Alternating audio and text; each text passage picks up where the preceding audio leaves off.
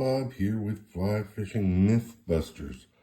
So this is my first attempt at making a Euro fly using Andy Pouillon's philosophy almost, but also entomology about his AP nymphs. And what I thought, and I'm not a Euro guy, is that imitating a stonefly, in other words, just tying this on a bigger hook with a heavier tungsten bead was probably right.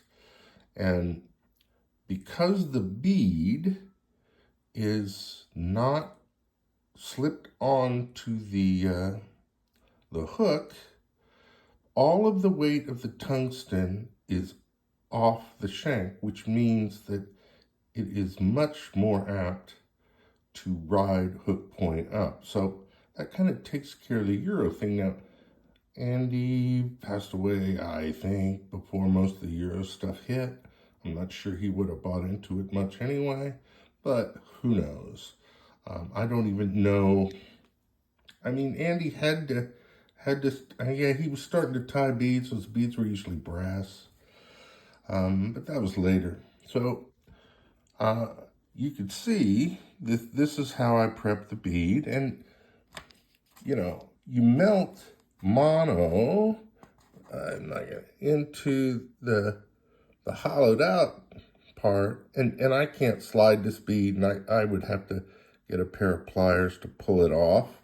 So I think that's going to be plenty secure, and of course that nub is just going to keep this bead from flying around until you tie it in, and then you're going to snip that nub off. Okay, so I have some problems with it, and you can see it's got a lot of legginess, right? It probably, I mean, in terms of a golden stone, I could have changed that dubbing on the head, but certainly that gold bead, right, is golden, and the golden stone is a popular insect in the West, and stoneflies in general, I think, would make good Euro anchor flies because stoneflies don't come up through the water column to hatch. They crawl onto the bank, and while they're crawling underneath the rocks. They're not really exposing themselves, but they got to get from rock to rock, etc. And so they're going to get washed off. So then the main issue I have with this fly is it certainly looks like,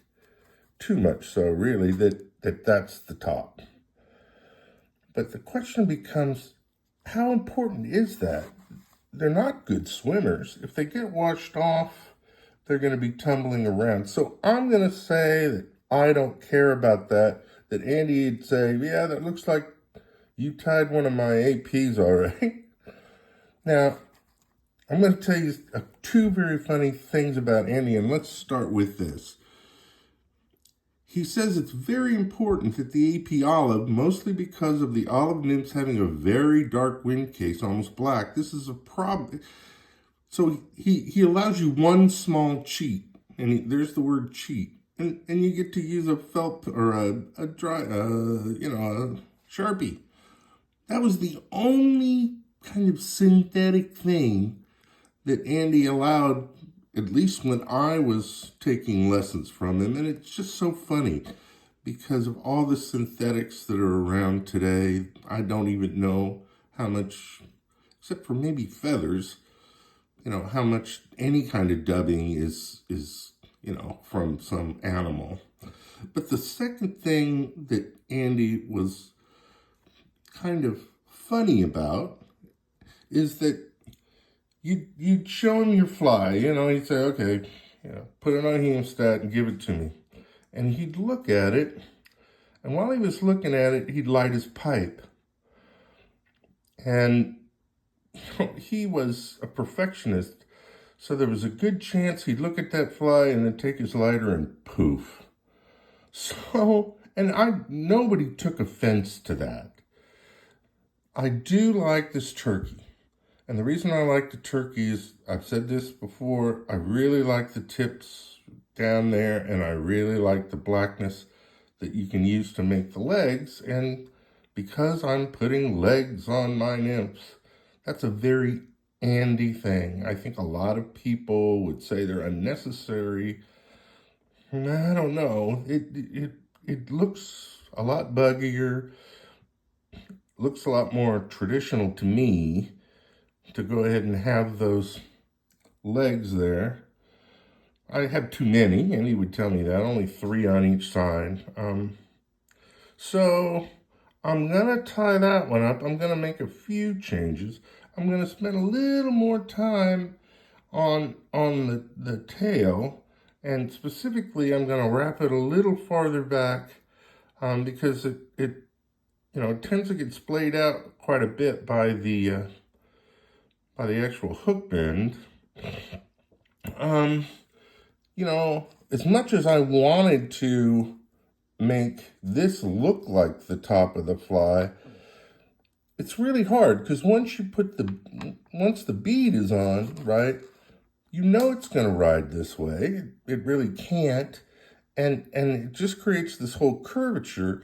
To put another dubbing ball under here, I don't know. I think that would look really clunky. So I'll tie another. And I'm going to fish these. I'm going to fish these as a Euro nymphs. I have sort of a Euro rig a while back as a backup rod. And to learn Euro, I bought a what's called a Far Glory from Match Catch. And it can be 9.5 feet, 10 feet, 10.5, and 11, I think, depending on how you put in the extra sections. As a 9.5 foot 4-weight, it's, to me, a great minge rod, drop shot rod. I like it a lot for that. As you put the extra sections on and try to Euro it, it gets pretty clunky. I have an 8-weight classic reel, an original Lamson, I think it's a 3.5 that I bought from Andy for steelheading. And it balances the rod well, but it's going to be a heavy rod. But it should allow me at, say, 11 feet, right, to figure out whether the Euro thing is something I enjoy, and sort of whether this style of anchor fly is effective. And I'm going to be in California, so, a golden stone would fit in perfectly. Does it have soul? Well, I don't know if Andy would have burned it. If he would have taken his lighter to it, I would say no. But given that I'm trying to follow his principles here about proportion, and he says specifically in this article, the weight is on the thorax. Well, the weight's on the thorax of this one for sure. I'll talk to you later. And, I'm okay with this. It feels like I'm using Andy's article to the best of my ability and making the adaptations I need to turn this into a Euro fly.